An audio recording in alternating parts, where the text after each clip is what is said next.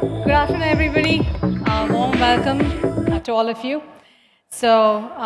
Today is the day 3 of World Coffee Conference, as you all know, happening first time in Asia. And Bengaluru being the chosen destination for the same, we're all proud of it. Hope you're all having a good time in the conferences you've been attending. So this session is now what we're going to kickstart is about cocoa and coffee, a story in the making, with tasting experience as well. So this workshop offers an insight into the future of cocoa and coffee coupled with an immersive tasting experience. Participants will explore upcoming trends and innovations in these industries while savoring a diverse range of flavors. So we have an eminent panel of speakers today sharing their thoughts on today's topic. So let me welcome Mr. Luca Beltrami. He's the co-founder, Go Ground Beans and Spices Private Limited. Welcome, sir. Mr. Rahul Reddy, founder, creative director, Supco, Specialty Coffee Roasters and Bakehouse. A warm welcome to both of you. Can you please have your seats? So let me just give a quick introduction to both the eminent speakers today. Luca Beltrami is the co-founder of Go Ground Beans and Spices Private Limited and head of procurement of fine cocoa at Supco Cocoa Mumbai. Luca has been researching cocoa post-harvest activities for almost 10 years, gaining experience in Uganda, India, and USAID. Graduated at Politecnico di Milano in mathematical engineering. He developed strong analytical and problem-solving skills. He works on experimental processing methods to enhance unique aromatic notes in cocoa beans. He recently co-founded Holy Cow Chocolate to extend the research to the whole supply chain and to work on innovative chocolate products. Welcome. And Mr. Rahul Reddy. He is the co-founder of Supco Specialty Coffee Roasters. With Supco, Rahul intends to help reimagine the Indian subcontinent as a legitimate contributor to the global specialty coffee movements. The conception of Supco began in December 2018 and cemented itself in February 2019 when Rahul decided to leave behind careers in the technology, social enterprise, and risk analyst worlds to train as an apprentice at a specialty coffee company called City of Saints in Brooklyn, New York. There he learned the art of profile roasting coffee. As a roasting apprentice, learned specialty brewing, packaging, producing cold brew, and farm-level green bean buying. He also completed what is considered the coffee world's most rigorous sommelier certification, requiring him to pass 21 sensory analysis exams around coffee called the Specialty Arabica Q Grader. A warm welcome to you, sir. So now I'll hand it over to the speakers to take the session and then start the session as well.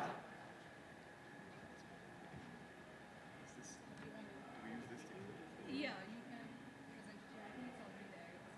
You can. Or you can stand and speak, or you can have your mics.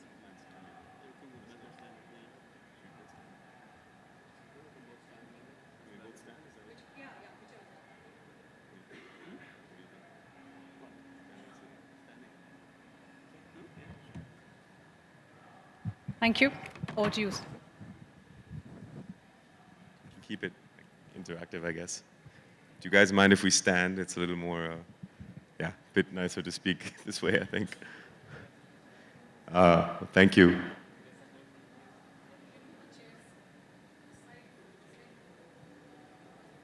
Can you guys see the screen?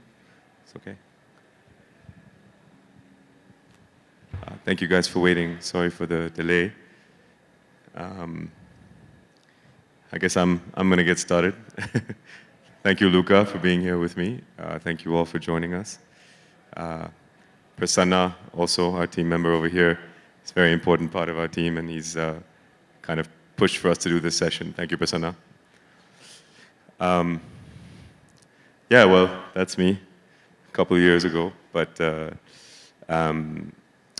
as the speaker earlier mentioned, my name is Rahul. I started a company called Supco, specialty coffee roasters, craft bakehouse, and we recently launched a third sort of vertical in the business we called Subco Cacao.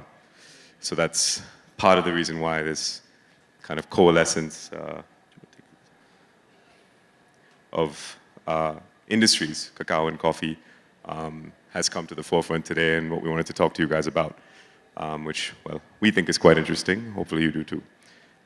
More about me on the screen, but I won't bore you with too much like biographical stuff.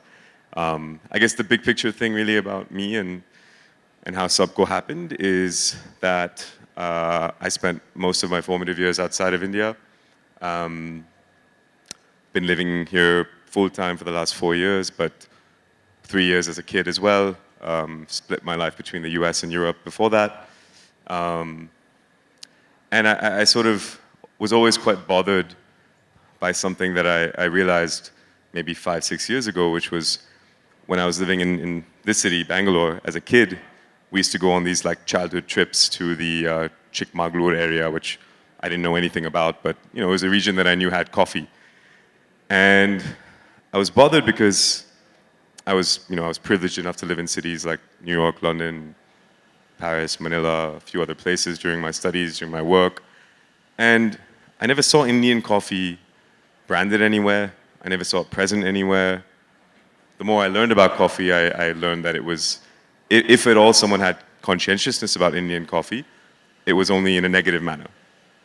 Or at least an average manner, let's put it that way. So that sort of bothered me for whatever reason.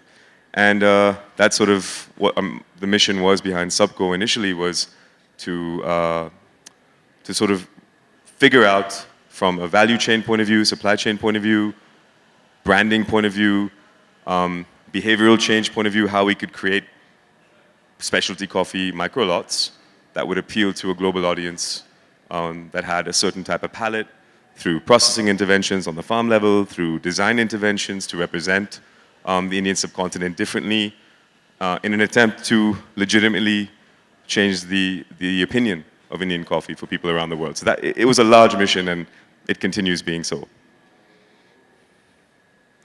So we started, this is our first space in Mumbai. We started actually just 4 days before the pandemic hit India, so we had these sort of grandiose ambitions, and all of it kind of came crashing down actually in the beginning. We launched, and then for maybe 4.5 days later, the country shut down. You guys all know the story with COVID-19. I don't have to go there. But interestingly, we started in this 100-year-old converted sort of Portuguese Goan home in this very small lane inside another very small lane. Some of you might have been to our space in Bombay, and it's impossible to find. And the reason for that is because if we wanted to transform the notional idea of Indian coffee, of Indian craftsmanship and food and beverage, ultimately, these were like big visions at the time. I never knew about Subco Cacao. I never knew about any opportunities like this that I might have. We needed to kind of keep the experience of the first space to be very discoverable, discovery-oriented, and almost kind of self-select the audience who says, hey, maybe Indian coffee can be as good as that single origin Ethiopian espresso I had, at my favorite cafe in Shoreditch, or whatever it may be. So that's how we sort of started. And yeah, just, a bit about the name, and it'll kind of tie together things nicely between me and Luca and how we got here. The name is a play on words. It's pronounced Subco because it's supposed to be short for subcontinent, and it translates to for everybody in various Hindustani languages. I'll pass over to Luca now more about himself. Thank you, Raul. Good afternoon, everybody. Thanks to be here. As already said, so I am a co-founder of Go Ground Beans and Spices and head of cacao sourcing for Subco. First of all, I would like to say I'm very excited to be here today at the World Coffee Conference. I always say that coffee is actually very much ahead of cacao, so maybe 15, 20 years ahead. So I'm discovering a lot in these days, and it has been really, really nice to actually see how much cacao is trying to catch up on coffee. So we will see also today some experimental processes that we have done. You will be also getting some tasting. So I'm very excited to really be able to present and to show this to you. Luca, can I just jump in before you go into Go Ground? Sure. So just to give you guys context, I should have done this before Luca started, sorry. In about 4 months ago, we started as a coffee roastery that did specialty coffee micro lots primarily, aimed for an 85 plus point score almost exclusively across everything we released. That was the goal. It was a very aggressive and ambitious goal because that sort of supply chain didn't really exist at scale in India. It's definitely rapidly changing now in the last 3 to 4 years. Second, we also started a craft bakehouse where we bake sourdough bread and viennoiserie, very technically challenging breads. We try to do it at a very high global standard. And earlier this year, we thought that it made sense to think about coffee and cacao as kind of cousin crops from an agricultural point of view. And we started exploring this idea about whether a bean to bar sort of approach to chocolate, where we would have a lot of fermentation and drying based control over cacao, could align and sort of dovetail nicely with coffee. And that's what started this sort of thought process that would end up being Sabco Cacao. And Luca, sort of joined forces with us on the farm level primarily, but also as an advisor in general. And that's where Luca comes in.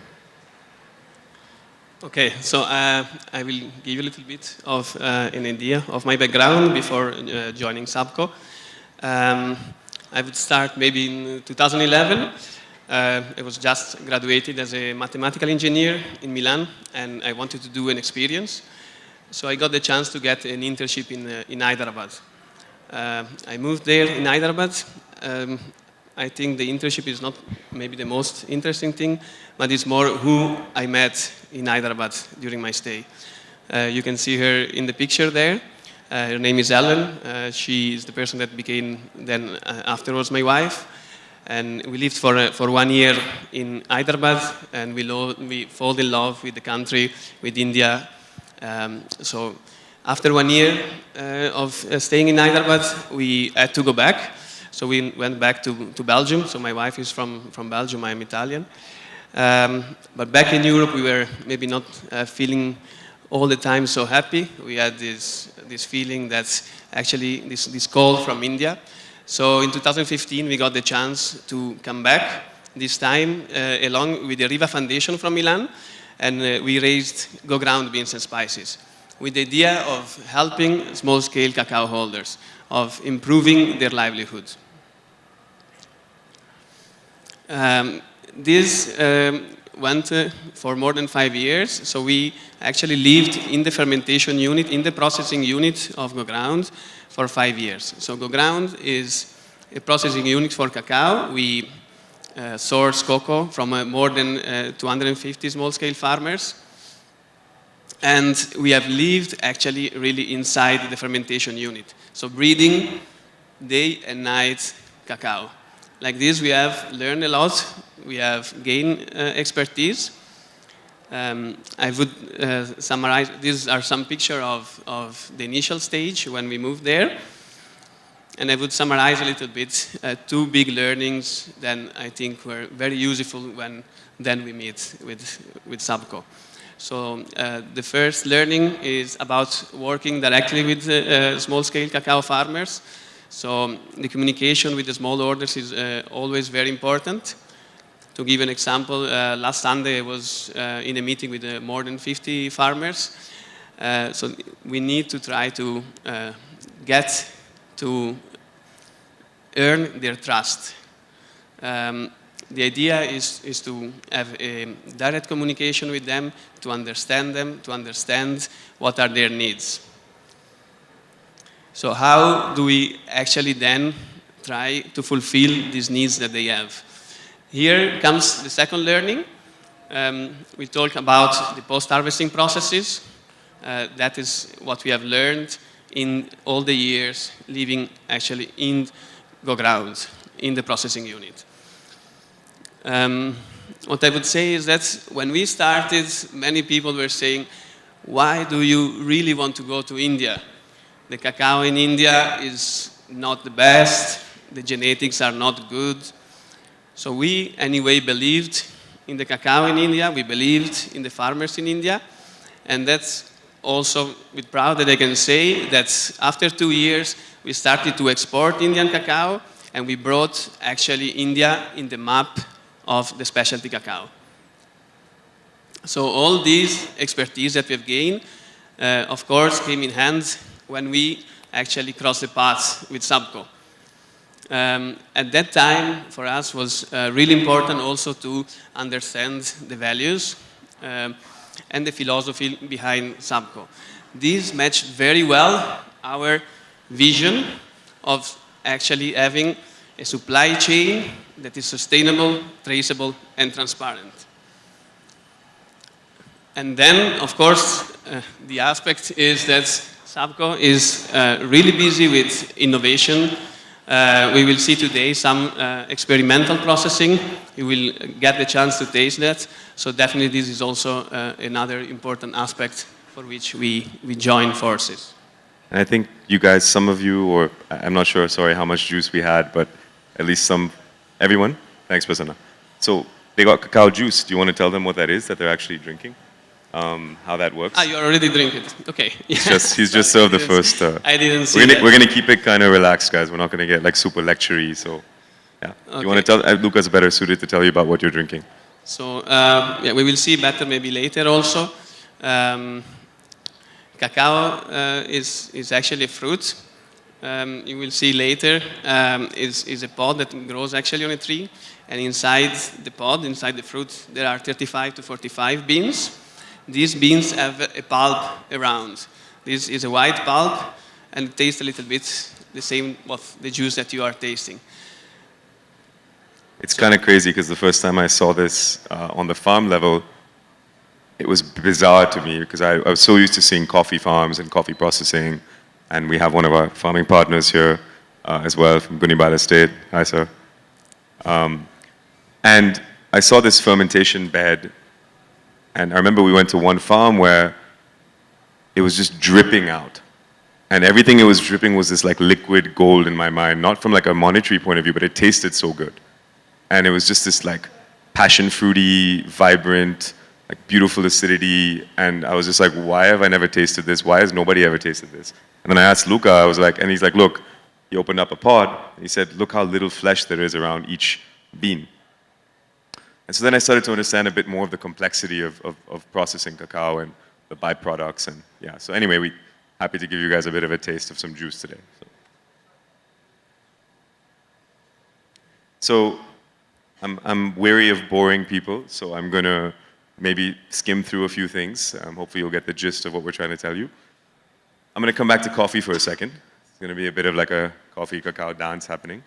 So fourth wave, third wave, I mean, you guys have heard about the waves, not necessarily the brand Third Wave, but the third wave of, which is a fantastic local Indian brand.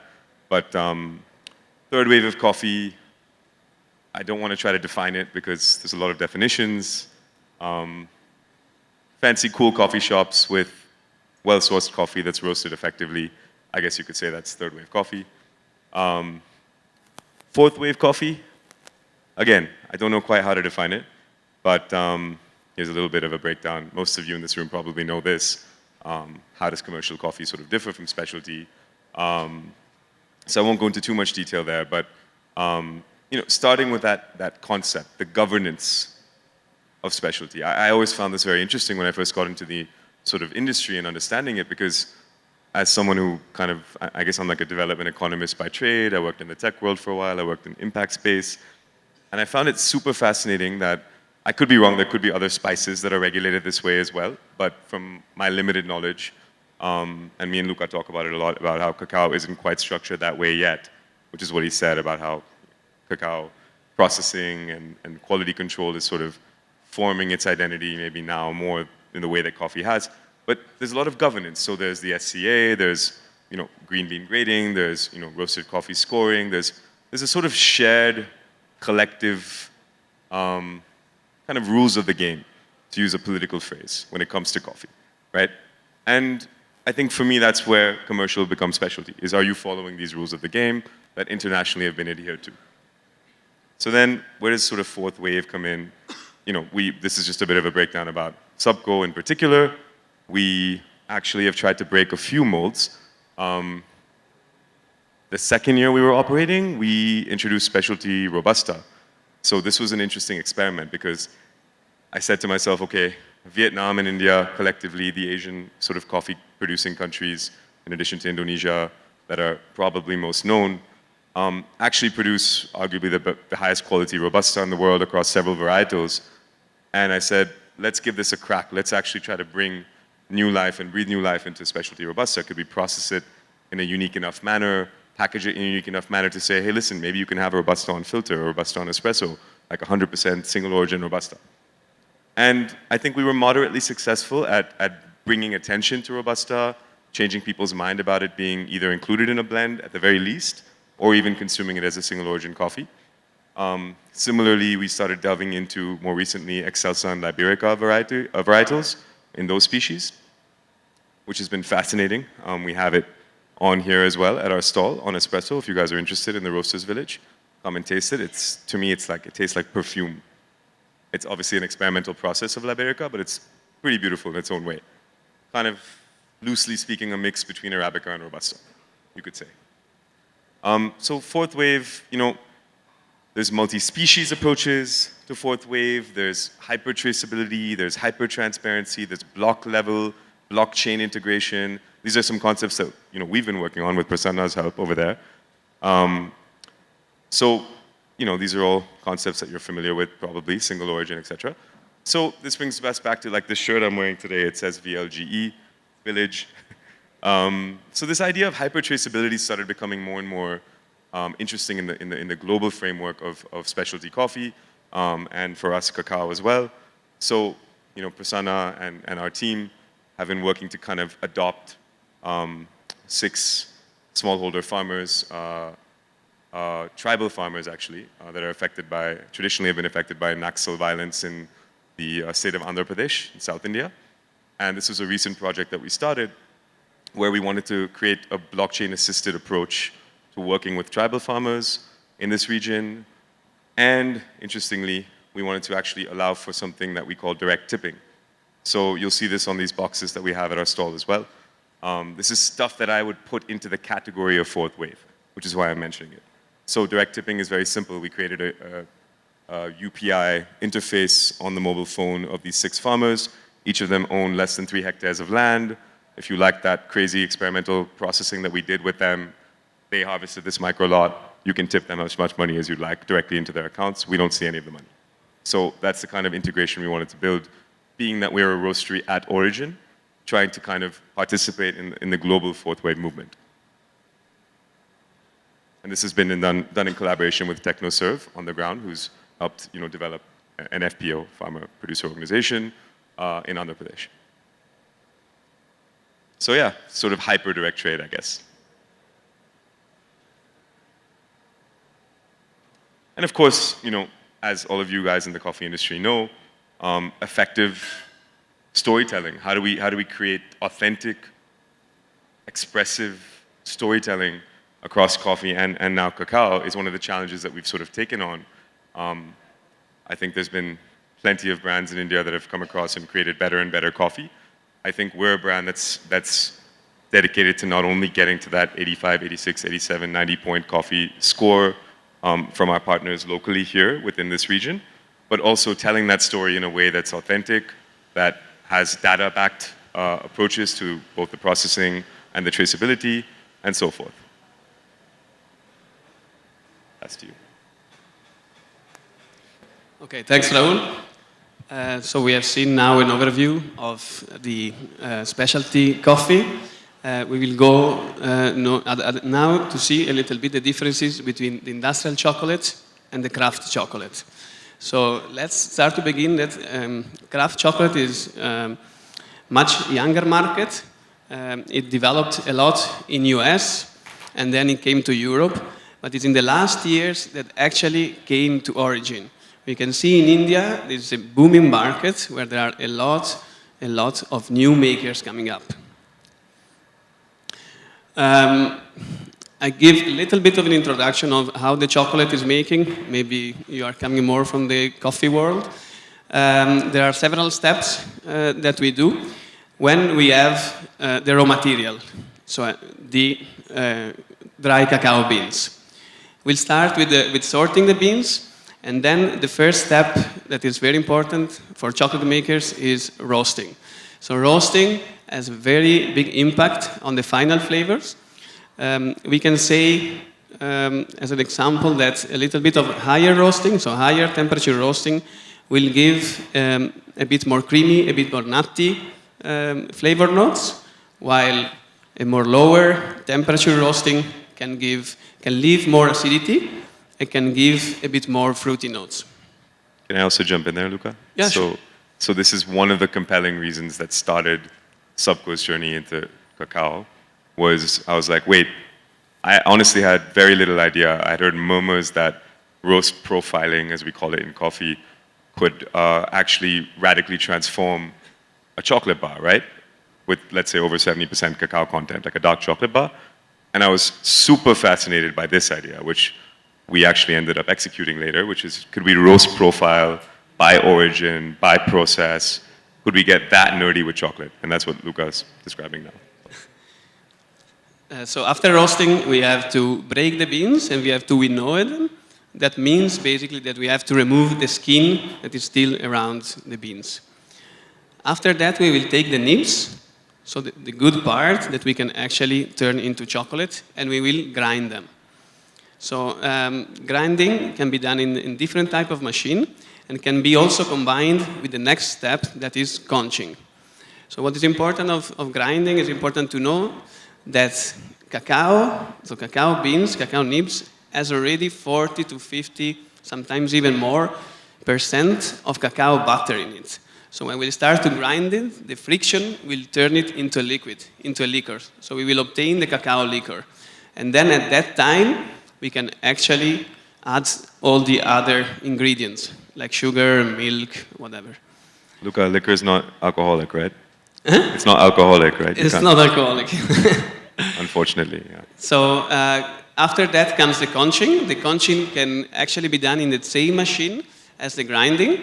This also has a very big impact in what is the final flavor. So conching, there are also specific machines for that. It helps a lot to remove the acidity. So when we have, let's say, lower quality beans, that is more normally from the industrial market, we will try to conch really long to actually take out all the acidity and all the bad notes that are present in the beans. While, for example, we will conch much less for craft chocolate because we want to actually keep and hold a little bit of the acidity and the flavor notes that are present in the beans and in the chocolate. As a last step, there will be tempering. So it's actually the process that make the chocolate in the form that you know, like in a chocolate bar, for example. That means bringing the chocolate in a stable form. That goes again through the cacao butter. So cacao butter has actually 7 crystal forms, and 2 of them are stable. So the idea of the tempering is basically bringing the cacao butter into this stable form. And then you can get the chocolate as shiny as it is in a chocolate bar that you get in the market. And after that will be the molding. So putting in a form or in a bar, let's say. For me, one of the key takeaways with what Luca said and how, again, this intersection you're now seeing on the screen visually was the preservation of origin characteristics is something you hear a lot of people in specialty coffee talk about, which is perennially why people try to roast coffee lighter, which is a debatable scenario. How light? Do you want grassy coffee in the end? Are you okay with a bit more development? I mean, that's another session that we could do. But it's fascinating to me what Luca said. Hey, I mean, how do we retain and express what the fruit originally held? Whether that be through roasting, through grinding, through conching, through various portions of that production line. So we'll go back a little bit on what are the differences between the industrial chocolate and the craft chocolate. I will present here 3 main differences, I would say. So the first one is traceability and transparency. Let's say, for example, we go in a supermarket and we buy a chocolate bar. Normally, we would have maybe an indication of the origin. Let's say a land like Ecuador or Cameroon or even India. but there is not much specification on what actually comes next. So when we go in craft chocolate, we go much deeper into it. I'll give you here an example of Samco chocolate, where we actually put already the name of the estate itself and information also over the processing of the chocolate and of the bean itself.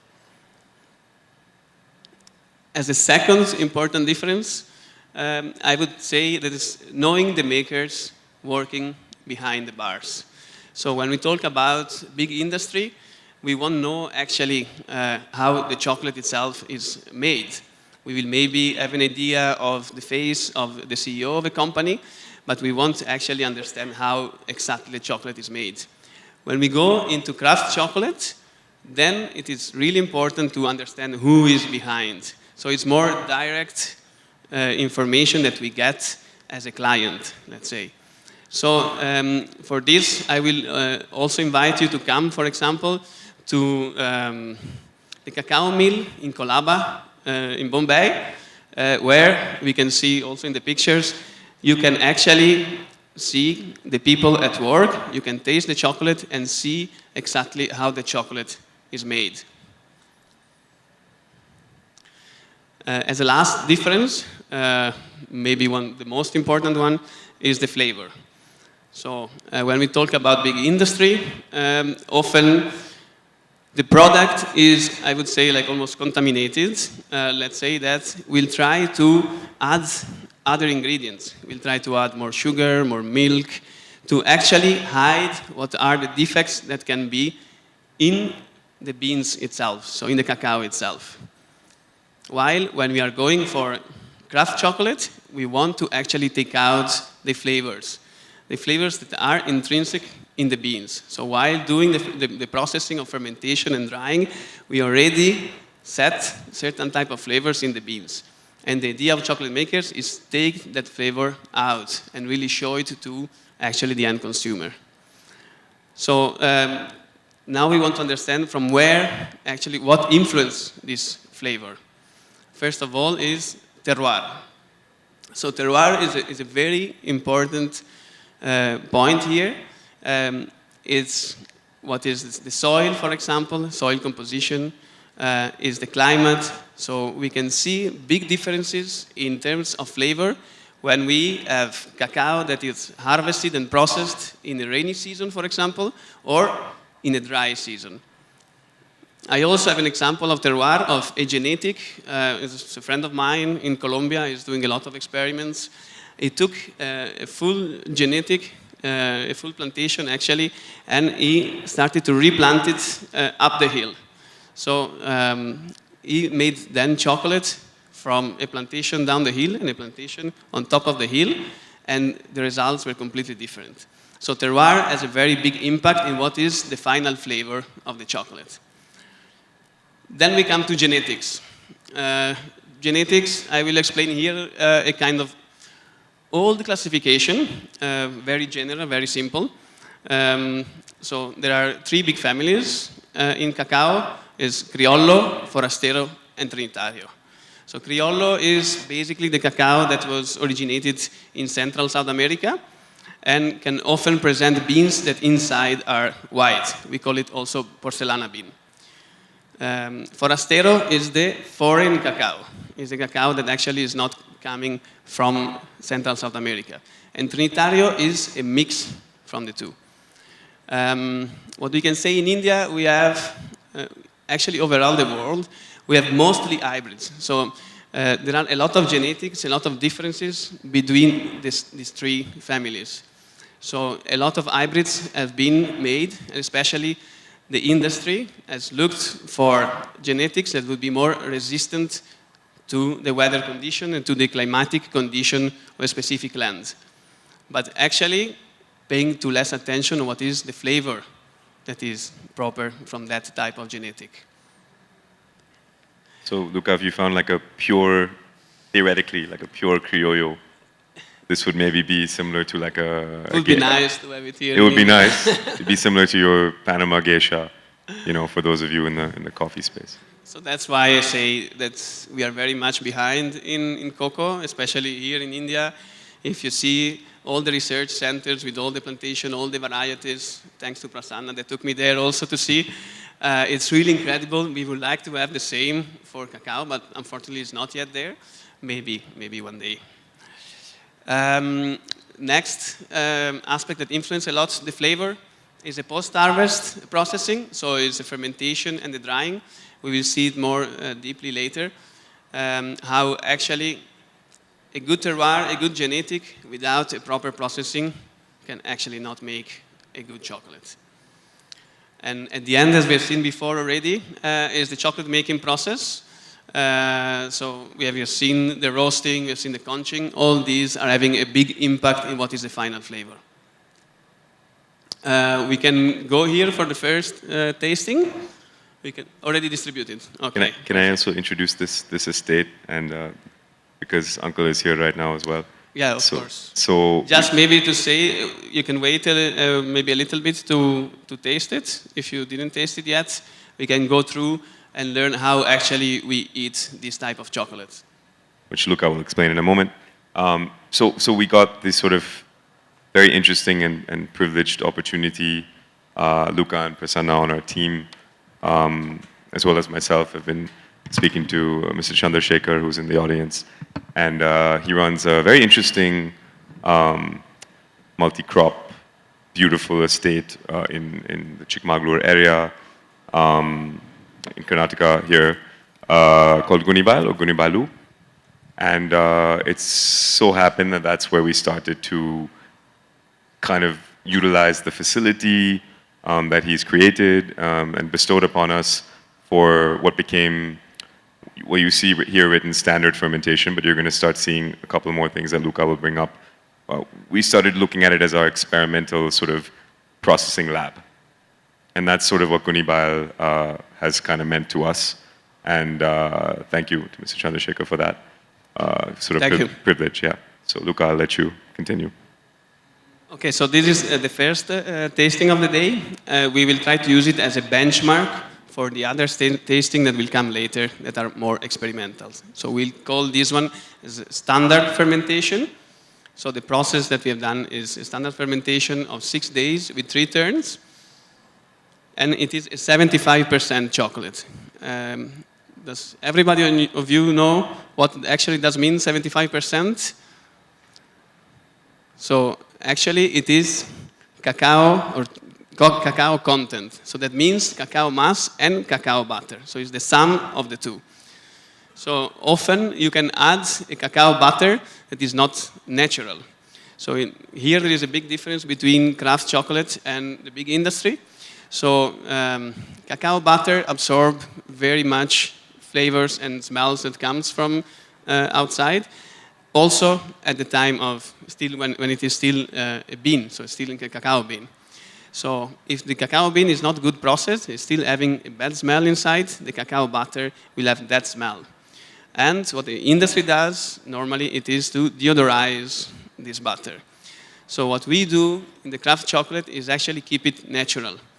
Because with a good processing, we are sure that actually the flavor and the taste and the smell will be good and will be adding flavor to the final chocolate. Can I also add there, guys, that, correct me if I'm wrong, Luca, but most of the craft chocolate makers, so there's the interesting kind of dichotomy becomes, okay, industrial chocolate, craft chocolate, and then whatever it is that we're trying to do, which is, I don't know how to define it. We call it pod to bar chocolate, but one example is with the cacao butter, because I realized that some great chocolate makers, which are doing very good work, will sort of purchase cacao butter. Although they'll have their own beans to do the bean to bar processing, they'll purchase the cacao butter externally. But we made a decision very early on that we wanted to control the quality to that level where we had to process a certain, what ends up being a large quantity of dry cacao beans to make sure that there are no off flavors ever in the cacao butter as well. So at Subco Cacao, we process our own cacao butter. So we don't purchase it externally. Okay, so now all of you have probably the chocolate in front of you. So we will start to see actually how we taste craft chocolate. So we have to try to think that it is more of a sensorial experience. I would say normally, like when we go to a supermarket and we look for chocolates, we'll probably look into the sweet section or the candy section. But that is not what we want to present. It's not the craft chocolate, what the craft chocolate wants. We want to present a degustation chocolate. So how actually to go into this? I'll take some of the things that we are going through now from the International Institution of Chocolate Tasting. They say basically that we should use all our 5 senses to taste the chocolate. So first of all, we should take it in our hand. So normally what happens is the chocolate melts at a certain temperature. When it is good tempered, it should melt at the temperature that is inside your body, not outside. So it should not melt on your hands. And that is a first step to check actually the tasting. Yeah, for tasting.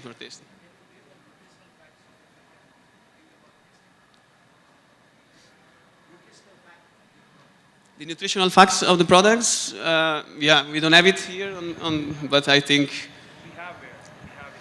We can give you the nutritional facts We- at our stall if you would like, stall, if you I want to think. stop by there. Yes.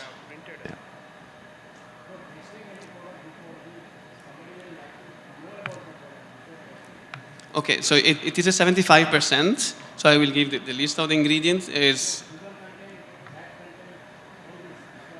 Okay. Okay.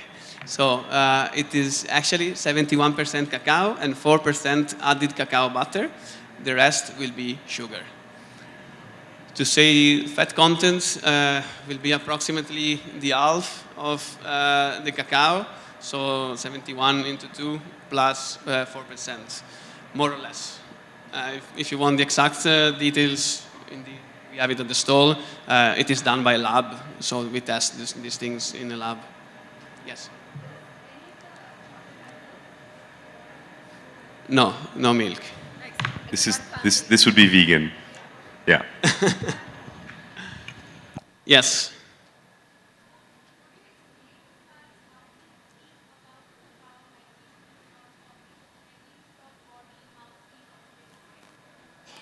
Can you hear? So the question was, maybe in the next slides you'll see, we're about to get there.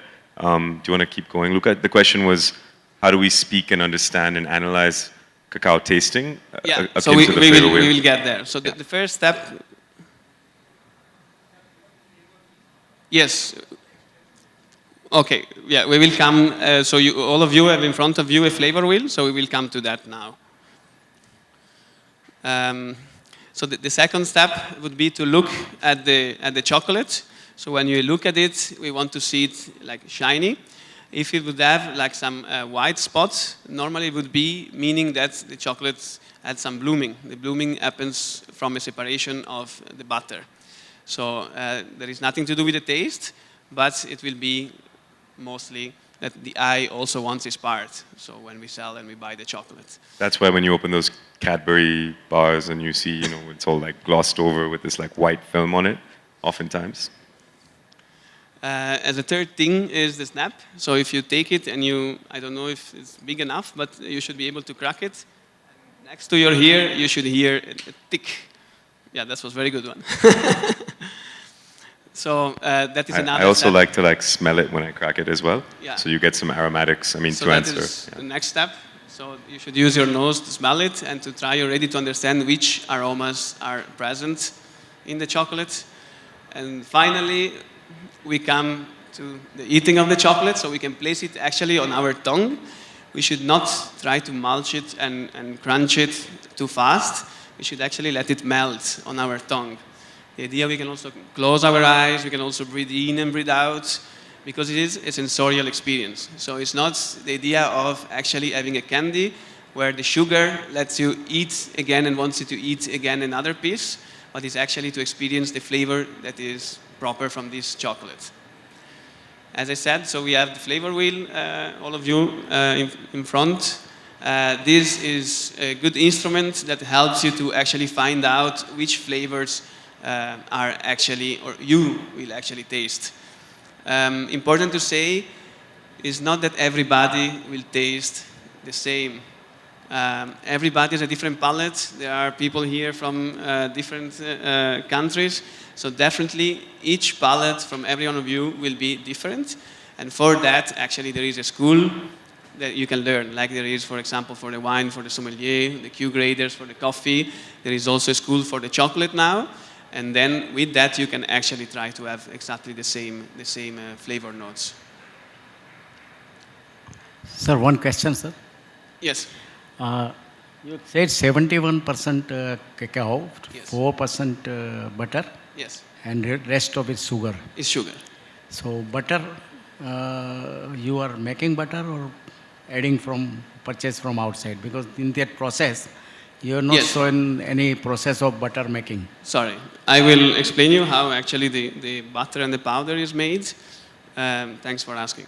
So, when we talked before about how make chocolate, we arrived after the grind into the cacao liquor. So the cacao liquor actually can be pressed. The butter is like any type of oil. So with the press, there are industrial press, there are more artisanal press, let's say. You can actually take out the oil, the butter, okay? And the rest will be then turned and powderized into cacao powder. We do it ourselves, so it comes actually from our beans and it is natural.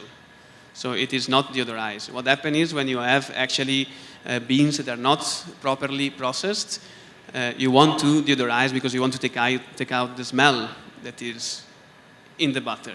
And the same goes for the powder. So normally beans that are used industrially for making butter and powder will be beans that are not even fermented with a very high acidity level. So we can actually do a Dutch process, a chemical process, actually to reduce the acidity. So for us also, the cacao powder is natural. One more, sir. The process of alkalization is not done.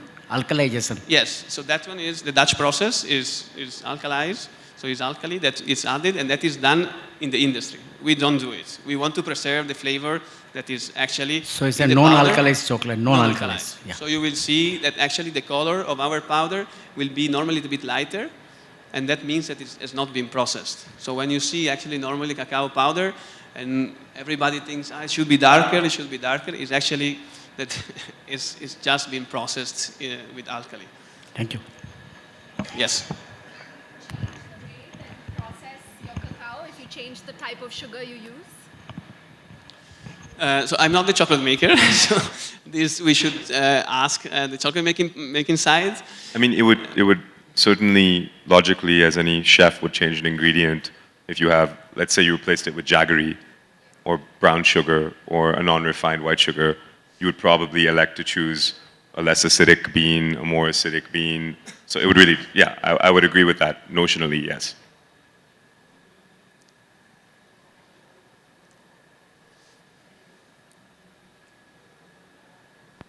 And go Yeah. ahead. So for craft chocolate, you have told that a shorter period of conch time, and conch time is required for liquefaction from powder state to the liquid state of the chocolate. So now, if we are keeping it for shorter time to get the acidity, will that impact the tempering and deposition state because of the high viscosity of the chocolate? It can. So that is more, it depends also if you have grinding and conching in the same machine or if you use two different machines. Of course, lower conching, let's say conching can be done at different temperature. So you can add actually air in the machine at different temperature. So if the temperature is higher and the longer you conch, the better viscosity you will have later on. So it definitely has an impact for the tempering. Okay, and one more question. What is the total fat percentage in this bar? So this one again, I think if we have it here, we should check it. But approximately consider that from the 71%, we will have between 45 and 50% normally, but it can vary, of butter content, and then we added 4% extra. So that is the total butter content. So here we have another flavor map, we call it. So we had the flavor wheel before. We had the flavor map here. These are all ways actually that can help you to identify the flavor that is proper of a certain type of chocolate.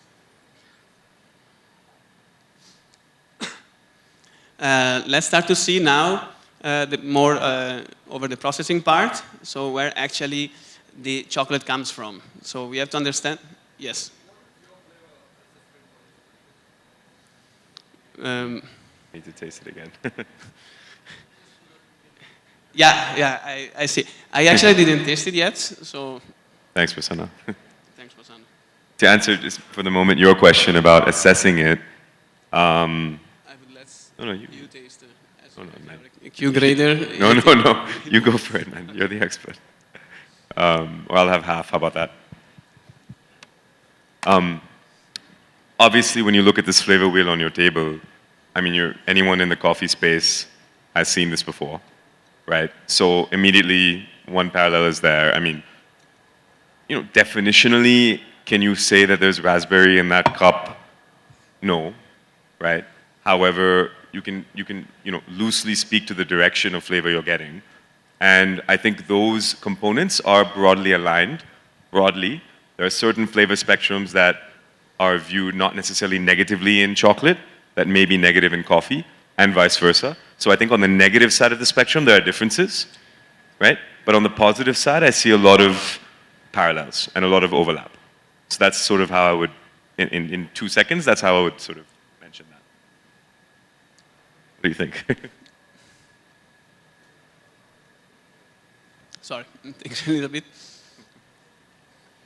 So what I have is a creamy flavor in the beginning, as you can feel. Red fruit. And then it comes more fruity flavor. My palate says more citrus. His palate more red fruit. As I said before, I am actually, for example, a chocolate taster of first level, but I don't train so much on chocolate. So I used to eat a lot of like the same chocolate. So actually, to become a chocolate taster, you should basically taste almost every week a lot of different chocolates to keep actually your palates trained. I mean, I'll give it a crack. I mean, for me, this is a very well-balanced specialty sort of fine cacao. We called it the standard fermentation, which Prasanna did, along with Luca, at Mr. Chandrasekhar's farm. Definitely you get this like chestnut creaminess in there, not overly nutty. We roasted it not too dark, not too light. I taste a lot of red fruit. Cherry is one. Maybe even a bit of raspberry veering in that direction, but not so acidic that it's offensively like bright. So that's the way that I would assess that. But again, your palate can be very different. So don't worry if you don't taste the same. So going forward, we'll actually go to see from where the chocolate comes from. So we say the chocolate comes from a fruit that grows on a tree. This tree is the Tubrama cacao. So very peculiarity of this tree is the flowers. So the flowers are growing all over the branches, but also on the main trunk. The flowers are very, very fragile. So actually only a few percentage, on average maybe 5%, will actually get pollinated and will turn into fruit. After that, it will take around 4 to 6 months, it will depend a lot on the weather, to actually get ripen. We have talked a little bit before about genetics. So genetics can have, for example, different flavors, different colors in the cacao fruit. There you can see on the top right a yellow pod. Do we also have here Prasanna pods? Is there? Okay, so you can come to see there at our stall also. So there is a change in color actually when it comes, when it turns ripen.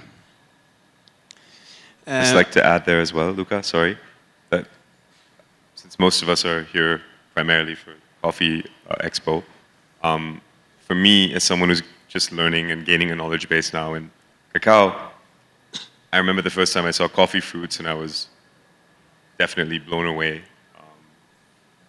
by this notional idea of how that roasted bean could come from this. Equal, if not more, fascination when I see this. When I first saw these giant pods growing on the tree, and I was with Luca, and he snapped it open, and you get this. It's at the peak harvest, et cetera, et cetera. A lot of factors, obviously. You get this insane passion fruity aromatics coming out of there. Then you eat the pulp, and it's like a mangosteen and a lychee and a passion fruit all sort of melded into one. So I think it's quite magical, and yeah, just wanted to add that. In fact, we can actually see the influence of genetics of terroir already at that level. You can see in the bottom picture an open pod. So when we open actually the fruit, there will be 35 to 45 cacao beans with the white pulp around. So already we can taste the white pulp, and as Raul said, there are different type of flavors that you can already taste at that level. And that means basically a different terroir, a different genetic. So when we actually open the fruit, open the pods to actually get the beans, is where the process of fermentation starts. So the process of fermentation, it can last from 3 to 7 days. It will depend on genetics, on the type of fermentation that we do. There are different type of fermentation. We have box fermentation, we have heap fermentation, we have tray fermentation. So all these are actually helpful to pass from the first phase of the fermentation to the second phase.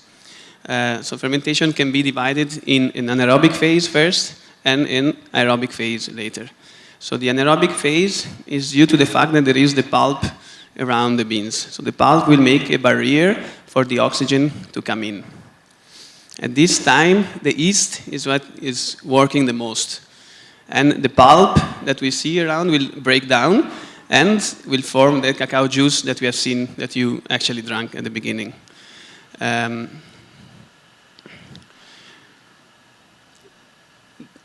The cacao juice will actually make space. So while the pulp breaks down, it will make space for the oxygen to come in. And then is where it starts the second phase, so the aerobic phase. At this stage, the color on the outside and on the inside of the beans will actually change. There will be a big rise in temperature, and we will see how actually the cacao itself is fermenting, also in the inside. Important part, very different from the coffee, we actually say that we kill the beans in cacao. So while we want to keep it alive during the fermentation of coffee, in cacao we want to stop the germination because it can actually cause bad flavors. After that, we go to the drying part. This is a process that is very much underestimated in cacao. Of course, the primary intention is to bring the moisture that is still present in the beans down to 7% so that we can actually store the beans properly without getting any mold. Storage is also very important, so we need actually to avoid reabsorption of moisture. But drying, it's also very important in terms of flavor-wise. So drying can be natural, so sun-dry, or can be artificial. Artificial drying, normally, it will be done with firewood. Even in many cases, we have very good system that take the smoke away. As we said before, cacao has butter content inside, and this, it will retain a lot of the smells that are around. So the chances that actually you will get smoky flavor inside your beans while having this type of drying system is very high. The other aspect is the temperature. When we do artificial drying, normally we try to raise the temperature very much to do it fast. And that, it makes actually a very, very bad impact in what is the flavor. So when we start to dry in this way, we will dry the outside part of the bean very much, and there will still be a lot of moisture inside and volatile acidity. So when we actually dry the beans, we should try to dry as low as possible to be able to release all these volatile acidities. At the end, we go for the quality control. Quality control can be done at farm level, or it can be done also at chocolate maker level. Let's say that important is, and we'll see here, bean count, cut test, and sensorial analysis. Bean count is pretty much industrial, I would say. It tells you about the size of the beans. So it will be grade A if we take 100 grams and we can count less than 100 beans in it, and that will be grade A. So the beans are pretty big. Then will be grade B and will be grade C. For us, let's say, in the craft chocolates, it's not per se that important because that has nothing to do with flavor. Cut test is a more important test that we do. Is basically taking 100 beans and cut them open and start to look inside. First of all, we will look for defections. So if there will be any mold, any infestation from insects, and then we start to look at the color. So what we can say is that here with this type of variety that we have in India, but worldwide also, the bean, it will be purple at the beginning. And then will turn into brown during the process of the fermentation and drying. So when we look at this and we have more than 70% of brown beans, we can say that actually we had a good fermentation. But we can say more than that actually, and that is something that very few chocolate makers use. When we have, for example, a cut test between 70 and 80%, it will mean that there is still quite some acidity and a lot of fruity notes in it. When we go for a cut test that is, for example, more than 90, it will mean that we will have more like creamy notes and nuts notes, for example. So we have talked a little bit about the processing of cacao.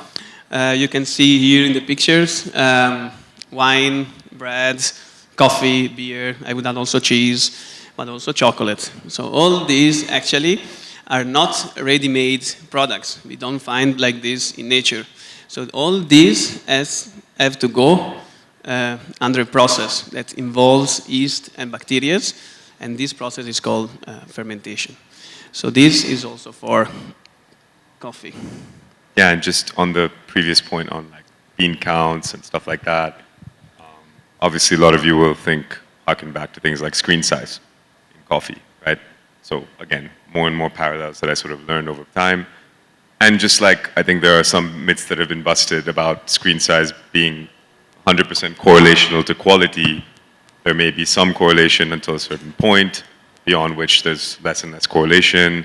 How much can post-harvest processing affect the quality standard of a lot of coffee, within a certain, let's say, range of screen, sizing that you might want to consider as a green bean buyer, right? So these are, again, similar quality. You can get a great pea berry too, right, at the end of the day, if that's what you're looking for. So I will kind of zoom through in here, but this is really Prasanna's expertise, so he's taught me what he could, so I'll try to speak a little bit about it. We have some very exciting coffee samples coming your way. So we're going to now tell you guys about we're going to kind of start wrapping up the session by talking about experimental processing. So one of the goals with Subco as a roastery first, and then now as a cacao brand as well, was to kind of push first, our partners on the farm level, our producer partners, and then later, as our team kind of grew into its own and we started taking some level of processing work on ourselves with our partners, the idea was to really push the boundaries of processing, of post-harvest.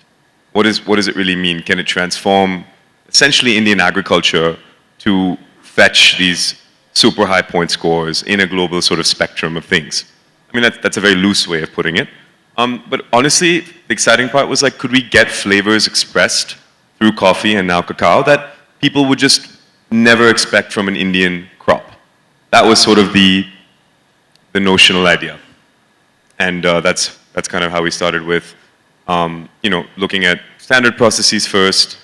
I don't think, thank you, Prasanna. I don't think the wash process of coffee needs an elaborate introduction from me, but you can see a bit of information about how wash processing works. Arguably, between the washed and the natural process, these are the two most common processes that you'll see from a coffee lens.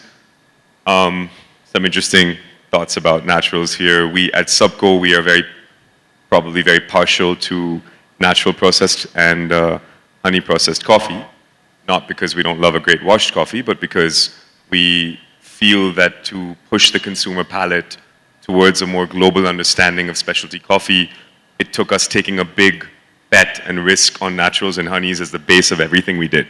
So a lot of times people will come and they'll taste this like super kind of acidic forward, fruity kind of coffee on espresso at Subco from a single origin, and they'll ask us why it tastes like this. And there's not really an explanation. It's just we enjoy coffee that way, and we wanted to present coffees in a different light to the Indian market at origin, and kind of, to some degree, showcase the way that coffee is currently being processed, roasted, and presented in other parts of the world from other origins. So, that brought us to linking coffee and cacao through experimental processing, which is something that Luca and Prasanna have been really, spearheading on the cacao front, and Prasanna with our producer partners on the coffee front. So, the first, there's two processes that we're going to highlight right now, and interestingly, both of these processes have been applied to coffee and cacao. And that's the gist of it, to not get super kind of overly nerdy and maybe boring about it. It's carbonic maceration, which many of you have probably heard of that are in the specialty world of coffee. And the second is koji fermentation. So carbonic maceration, you can read on the screen exactly how it works. It's an anaerobic fermentation process. The biggest difference is that the idea is to, vacate oxygen from this anaerobic environment and input carbon. And that's sort of the essential difference. This can be done in barrels, this can be done in stainless steel vats. There's many versions of carbonic maceration. It's essentially a winemaking technique that's been adopted for the last maybe decade or so now, if not longer, by some of the best specialty coffee producers around the world. The thing for me that really stands out about this process as it pertains to coffee is, and you guys will taste, Prasanna, what do we have? What have we given out? Carbonic? Okay, great.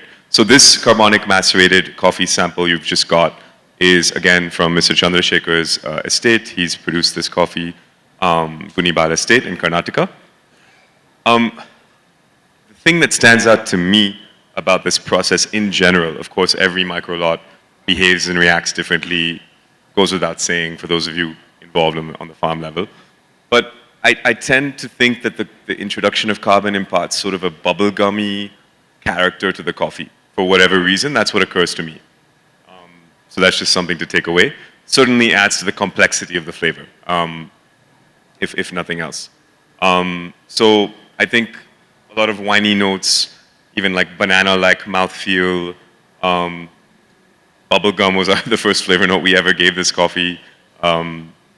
The first version of this coffee that we produced, another lot. So yeah, that's sort of what I take away from carbonic maceration. Now, we did...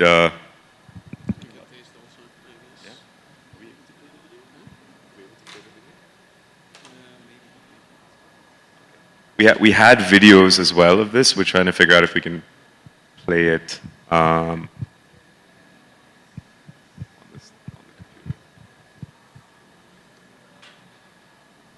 Sorry, is there a way we can access the system by any chance? There is one of the images is actually a video. Is it possible to?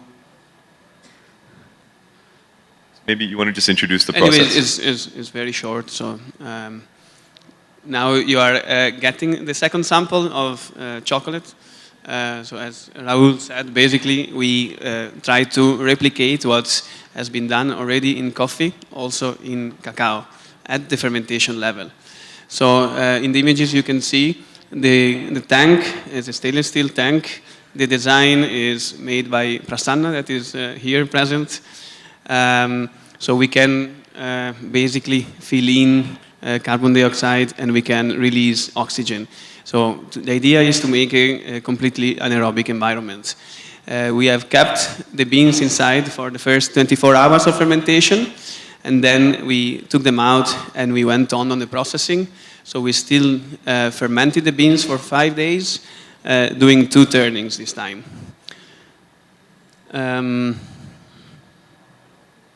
After that, we have actually sun-dried the beans.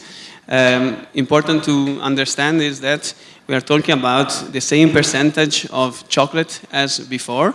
So it's still a 75%, still with 4% added cacao butter, same nutritional value, let's say. It's only the processing part that changes here. So, and we will see, actually you will try to taste, you can see, as we have done before, the same way. So try to use all your 5 senses. It's interesting, mostly your nose, so try to actually smell it first, try to grasp the aromas first, and then place it on your mouth, on your tongue, let it melt. Breathe in, breathe out. You can also close your eyes. You can try to think about experiences that you had in the past and try to focus maybe on certain type of flavors, of aromatic notes that are associated with that experience. Is the last one, what is... So all these are actually videos of the process of carbonic maceration. They are very short videos. If they don't Reach play. out to us and we can send them to you. I mean, Anyway, I think you can pretty much see what it is. So it's a stainless steel tank. It was just maybe to see a little bit in action. Also Prasanna actually there. So what we get here, coming to the flavor somebody was asking, so this our team actually tasted. It's about raisins, port wine, and toffee. We also have to consider that flavor in chocolate can change. So especially during the first month, is a process called aging. So in these months, you will have a lot of variation in terms of flavor that you can have. So it's not per se that you taste this chocolate today, and after 1 month, you will have exactly the same taste. After a few months, it will definitely stabilize, and then it will just stay more or less the same. so for me, this particular chocolate was like, at least when I tasted it, it was now maybe a few weeks back, but it was like screaming with raisin. And what I think what Luca was trying to say is to harken back to the first sample. This is the exact same source of cacao, all factors that we could keep stayed static in this fermentation and drying process, except for this, introduction of carbon, basically, and more of an anaerobic environment than the previous box fermentation that we did. So that, to me, I mean, you see a very different expression coming through. There's no, added flavor to this. I felt like we had added raisins to the bar when I first tasted it. So that was my personal analysis when we created the flavor notes for this chocolate.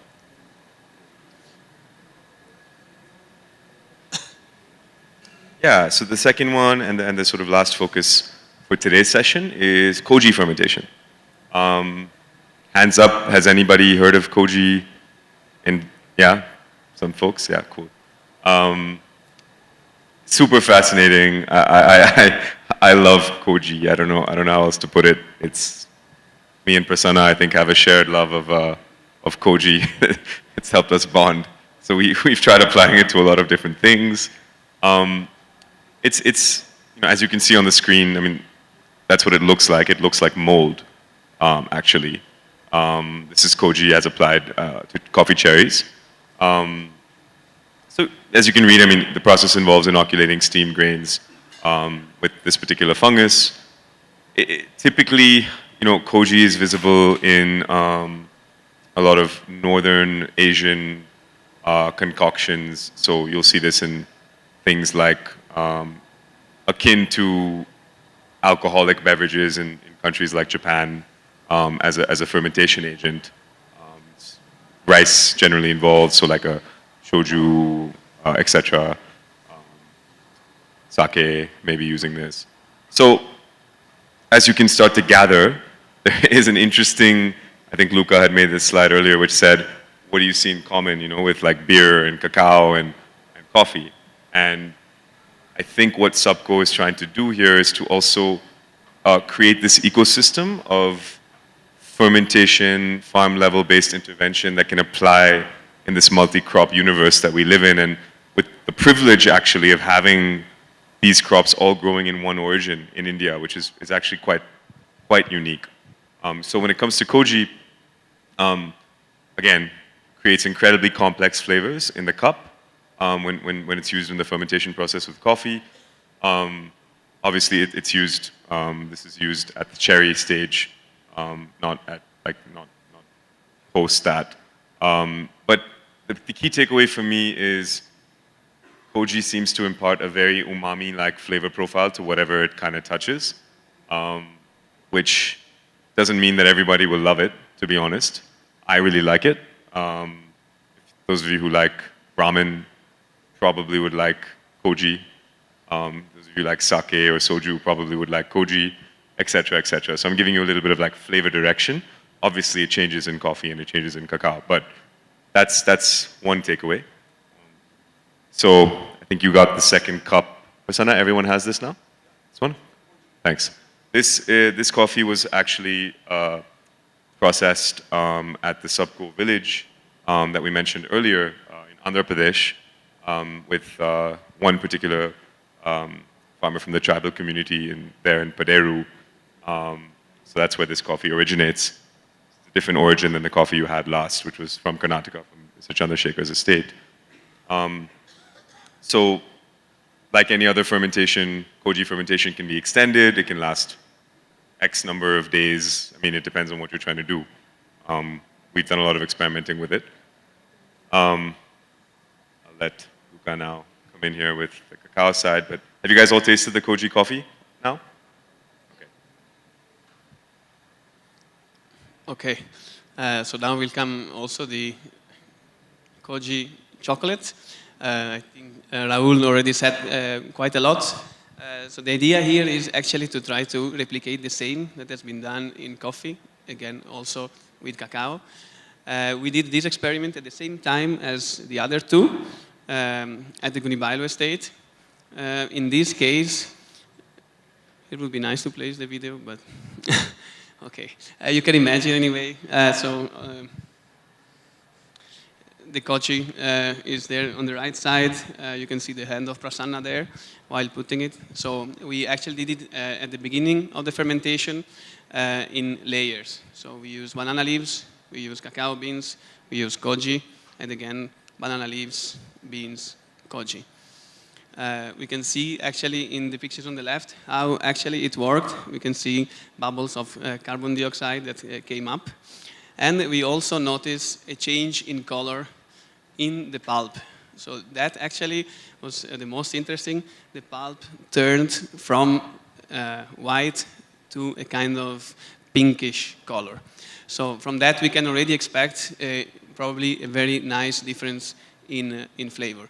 This, I would say, is the most funky experiment that we did, the most exciting experiment. You can see on the screen the flavor notes that we found.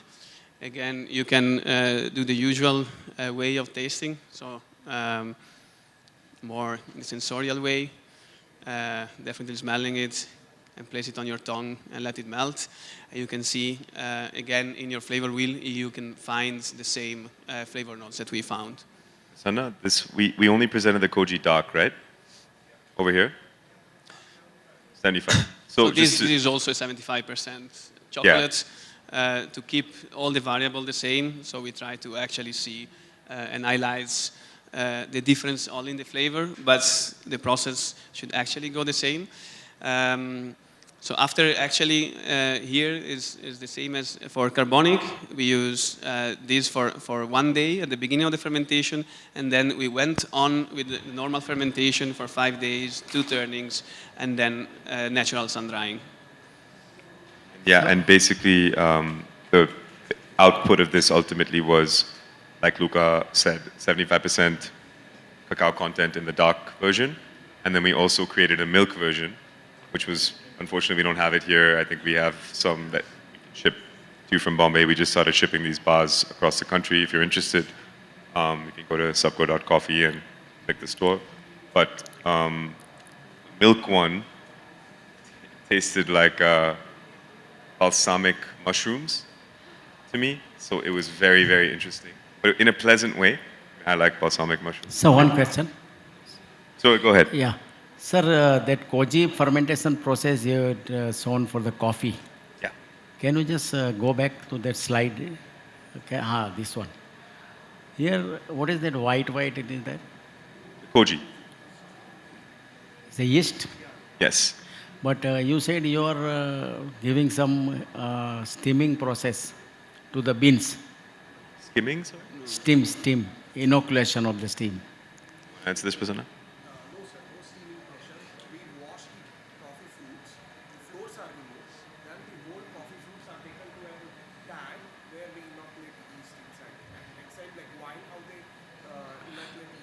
But here you are showing beans. These are cherries.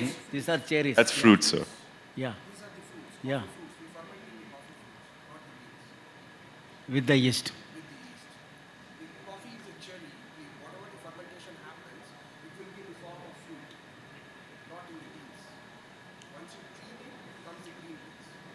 So thereafter, no fermentation is done.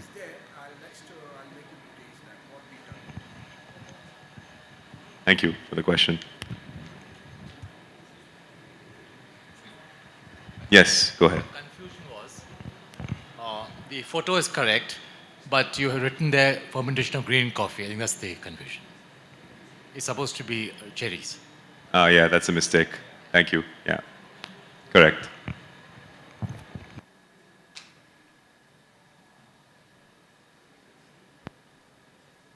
Did you? Hi, here. Hi. Hi. Hi, How's it my going? friend.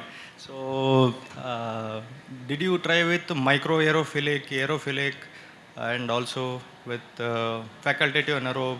So, like different air concentrations, and did you try with different air as well as the combination of carbonic acid concentration with different pH levels? Asking about You're asking if we trying with different air. Air concentration would vary the carbon dioxide creation. So in turn, the carbon dioxide is again giving a different acidic levels. So that is giving you a different note. That I was trying previously in Panama as well as in Vietnam in my previous projects. So that was interesting when you interact with the koji especially, because it is again Bacillus polyfermenticus, Bacillus cereus and subtilis. A lot of strains you could try, selective isolate and try doing that. Now I am in India, so I'm just interested to know how are your outcomes. Thank you. So I don't know about coffee. We didn't do it with cocoa, but it's very interesting. Thanks for the input. We will definitely look into it, I think. And we just started actually to do this with cocoa a few months ago. So there will be definitely a chance to do more and more experiments. Yeah, and I think obviously factors like humidity conditions, rainfall conditions will affect humidity. Humidity in the air will affect the nature of the fermentation itself, especially aerobically, but even anaerobically. And of course, the drying process will be affected by that as well. Was it natural or inoculations from fungal and yeast as well as bacteria all put together, or only one? Only yeast. Saccharomyces cerevisiae, Bollardi, which one? Cerevisiae. Thank you. So this was the last one. Sorry, I was just kidding about the last one being the last one. Barrel aging. So this is another fascinating area. Prasanna, we've handed out the sample now? Okay. So Prasanna actually was kind of playing with this idea for the last few years, if I'm not mistaken. Essentially using the natural flavors from a spent whiskey barrel, this time not at the fruit level, so at the green bean stage, or roasted bean stage, depending on what you're trying to do. So we've experimented with oak casks, sherry casks. We've done a lot of experiments with barrel aging coffee. And yeah, it's pretty straightforward, but also quite complicated and complex. Keeping the aging even, having to kind of rotate the barrel and have the evenness of the aging process go through the barrel properly so that it can get roasted effectively. There's moisture changes that happen during this process, which are actually quite challenging to handle in the roast. So there are a few complexities that emerged in this effort. And thank you. And yeah, you'll get this immediately on the nose. But what I really like about this barrel-aged coffee that Prasanna has processed and we've roasted at Subco is on the nose you'll get it to be quite boozy. It doesn't have any alcohol content, just for anyone that doesn't drink. But when you taste it, you actually don't taste booze. It's quite deceptive in that way, which I really appreciate about this coffee. So it actually tastes like this wildly sort of tropical kind of, to me it tastes like a honey processed coffee with like some added layers of complexity, sorry. So on the heels of this whiskey barrel aging process, which Prasanna has cleverly devised, we talked to Luca and he said, maybe I should try doing something of a similar nature with cacao. So first of all, I would like to say also that aging is a very important factor for chocolate. Aging can be done at bean level, so we can actually age dry beans, we can age the nibs, but we can also age the chocolate. So the idea is always to try to bring added value to the product, to the final product. In this case, I did this experiment back in Belgium. I am actually now based most of the time there. It is also 75%, but it has 10% of cacao butter in it.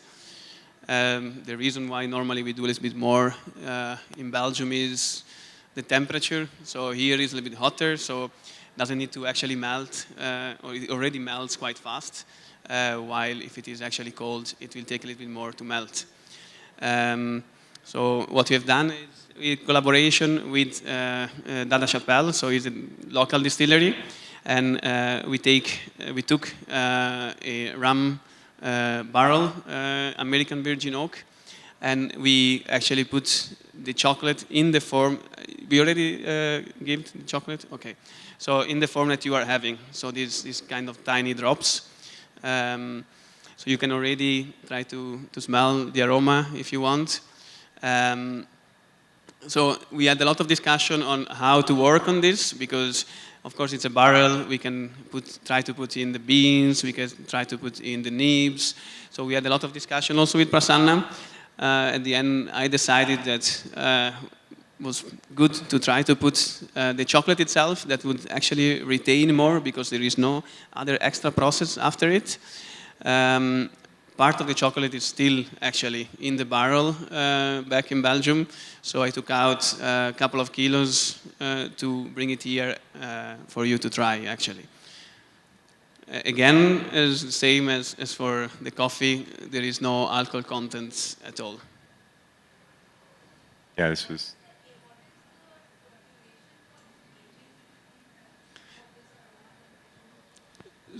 The duration, so this one we did it for 2 months. So we kept it in for 2 months. The rest of the chocolate is still inside the barrel. It's now not yet 3 months. So I took out 3 kilo to take here actually for you to taste. So but the rest is still actually aging. What is the shelf life for this product? For chocolate, legally we have also always to put actually a shelf life of maybe 2 years. I think I don't know if each country is exactly the same. Year. But maybe a year, 2 years. But actually, where there is no milk content, it doesn't really go bad. So the only thing that you will have is that the flavor that is inside the bean will start to slowly smoothen out. So probably if you have now a lot of rum scents, after 1 year you won't actually have the same taste. What I've learned about that question in general, this product would be included in the answer. It depends so heavily on storage conditions. I mean, how much moisture is in the air? Are you in a cool and dry environment? Not so different from coffee, right? I mean, now everyone's talking about freezing roasted coffee and extending shelf life and trapping flavor and volatiles and, a lot of parallels with cacao. But obviously cacao does have like a long shelf life, and you don't get the same kind of degradation as you will with roasted coffee. That's what I would say if you had to compare them. Ma'am? Question being, when was the last amount of alcohol in that barrel? When did it last hold alcohol? When you say it was a used barrel, Yeah. so when was the last amount of alcohol in it? So it was aged in 2021. I don't know exactly when it was taken out, but that means a kind of a year and a half ago. So there is still moisture inside when we put it in. So we use a technique to avoid actually mold creation. Right. So we had discussed a lot with Prasanna. We have spent a lot of hours discussing on this. Of course, chocolate is very hygroscopic. So I think that's what you Yes, meant. exactly So, why I asked. yes. So the moisture would actually go in very fast. So we actually adapted the methods to avoid that. Yeah, I guess the key takeaway is that these processes, as delicious and interesting as they may be, are very time consuming and quite expensive. So that's something that we've learned as well. But very unique.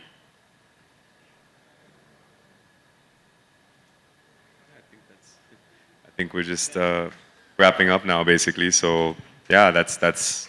Thank you. Thank you. I'm happy to take. I think we have. Do we have time for more questions? We have time. Sure. If there's any more questions, please. Someone want to pass around the mic, or thank you. Maybe we can also pass around the pods. We can also open one if they want. I wanted to ask, you mentioned that the process of cacao butter is something you've taken in internally just to maintain the quality of your chocolates. Do you see sort of the next stage for your chocolate making, if also taking sort of quality control of where your sugar and milk and everything else that you add into the chocolate comes from? Would that be also something you consider eventually getting into doing internally, or you would still consider like sourcing it, but sourcing consistently from the same person? We already do. So I didn't get to talk about today. We didn't talk about milk chocolate at all. But interestingly, I was kind of obsessed with this idea before we started, like launched the chocolate, Subco Cacao, that when we did put milk powder in something, which is the form of milk that you use for milk chocolate, we wanted to have hyper traceable cows. This was like my weird way of putting it. But I wanted to understand exactly where the cows were, how the process of creating the milk powder was actually conducted, and we wanted to create our own supply chain of milk powder. So instead of sourcing milk powder from like a giant industrial milk powder factory somewhere in the middle of Gujarat or wherever, we actually partner with a small farm which has the capacity to grow fairly large in Maharashtra called Native. And they do A2 milk, and they produce powder. We're their first ever powder customer, actually. And so we created this powder. We went through, I can't tell you, I had no idea about milk powder before this. And I think we went through like 2 months of milk powder trials because there was different levels of caramelization constantly. There was odor changes. There was so many factors which completely changed the chocolate. So milk powder is another huge area where we intervened. We definitely curate the sugar, the organic sugar that we utilize in the product. Of course, we don't have as much control over the sugar, I would say, to be honest, compared to the milk powder and the cacao. Yeah, thank you for testing of all these chocolates, which are called as the dark chocolates. Is there any chance to taste any milk chocolate? Yeah, we do, sir. So if you come to the Roasters Village, Prasanna, what are the stall numbers? R21? Yeah, R21 in front of the competition stage, which is all the way at the end. We have like 4 tables there that are set up, and you can taste a lot of Oh, chocolate. yeah, so you make milk chocolates also. Milk as well as white, which uses these. I can geotag the cow. So if that's interesting to you, that's also there. Thank you. Thank you. Anyone else?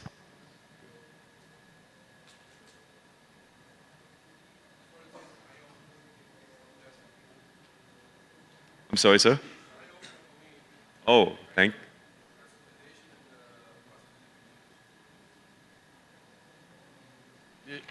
Was I audible enough? Do you need to repeat? Go ahead if you want to go again. It's up to you. Yeah, I think it was a real eye-opener. Thank you. The kind of variations you can go about doing it, and obviously the connection because of fermentation with coffee and with cocoa or cacao or whatever. It really is something superb. Its variations are like unbelievable. I agree. I mean, I think this is something that, neither me nor Prasanna had come from a chocolate background, and we really tried to. It was really hard. Like he'll tell you, if you go talk to him later, he'll tell you how hard the first year was of doing this. And the reason was we were super stubborn about this idea that we could apply at least some large portion of a coffee farmer's lens to cacao. And this is something that hadn't, there's been murmurs of it in the industry in other countries, I would say, but I think arguably we've taken it the furthest, maybe, at least from a coffee company's point of view. So I'm really proud of the team for making that effort and creating unique flavors that way. Maybe I missed it, but I came a little late. What's Prasanna's background? Because he seems to have some fantastic... He's a smart guy. Prasanna, come up on stage, man. Yeah. I think he's the silent hero behind these products, so I'd like to thank him. And Prasanna, why don't you just introduce yourself and anything you want to say? Hi everyone, myself Prasanna. I work in Subco. I take care procurement part of cacao and coffee as well. I'm a Q grader. I love processing coffee as well as cacao. That's it. Thank you. Thank you, man. I think we have Hello. one more question in the back. Yeah, thank you. Hi, my name is Ankit. Hi. Firstly, congratulations, Prasanna, Rahul, and Duka team. Love the coffee. Personally, I couldn't complete it, but then it's pretty intense and strong. Goes very well with the chocolate. What next? That's the only question. What next? Have we not done enough? Are you talking about Subco in general or No, chocolate? around Or? the bad-aged and things like that. I guess the best way to answer that would be, I think the fact that we've managed to go this deep in product development across coffee, chocolate, and bread, which I've not talked about at all today, in the span of 3 years is testament to our team. And I think that is developing extremely deep product expertise across the value chain has been the first phase of Subco's kind of story.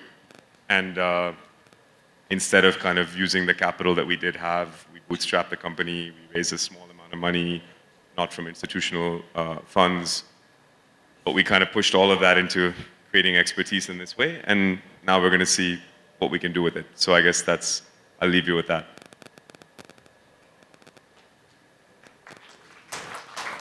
Please. You look familiar, by the way. We've met. I don't think we have. No? Dubai, World of Coffee? No. Okay. No. So I really love this idea of being able to tip your farmer. Is that something you're looking to expand, to offer to other roasters, make it something available outside of Subco, or even to the world of cacao, like scan a QR Yes. on your chocolate bar and you can tip the farmer as well? That's a great question.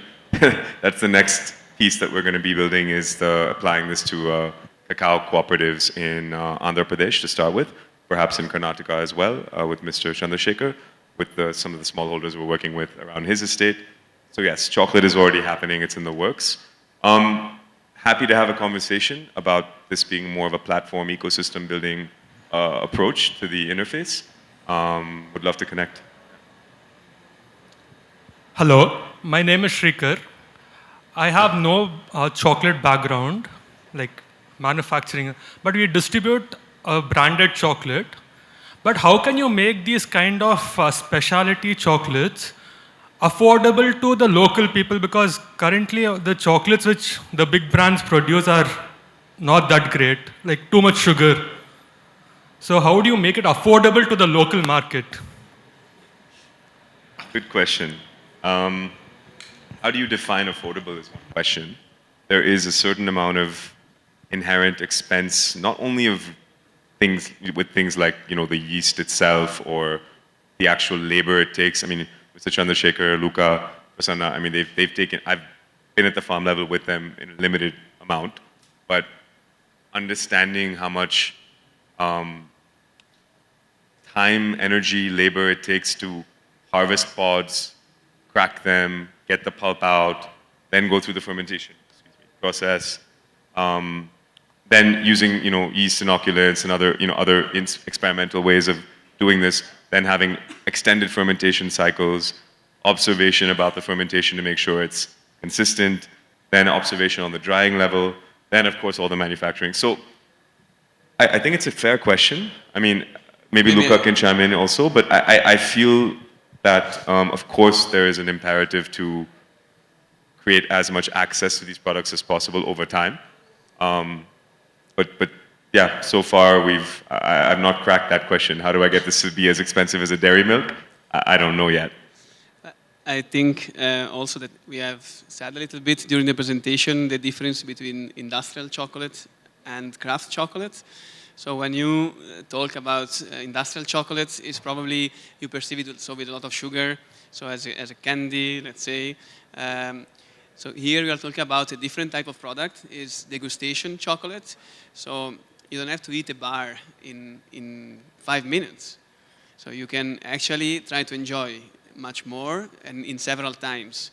So maybe you buy, I don't know, 20 bars of chocolates in the industrial chocolates and you will eat them very fast. And with this one you can keep it a bit longer.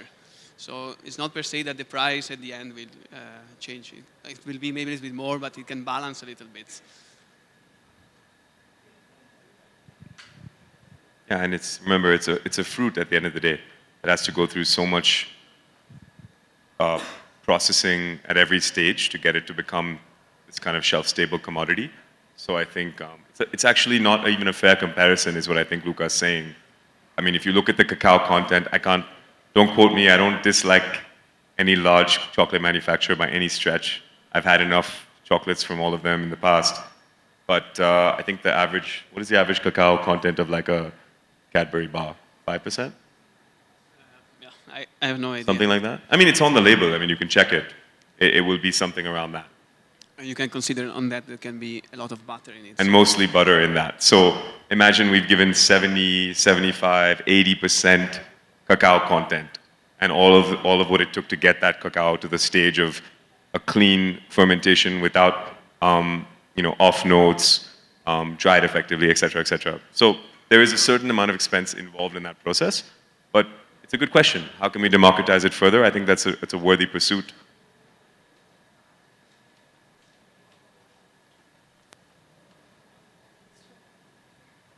Thank you very much. It was a great session. You've been a great audience too, Mr. Rahul and Mr. Luca. And I think there is a great away for people here today. And thank you very much for everything. So we just have a few mementos to give away to our esteemed guests today. So I would request. Can I also thank Dr. Mandappa and Komal and everyone else involved here for this opportunity. Thank you so much. Sure. Can we just give away the mementos, please?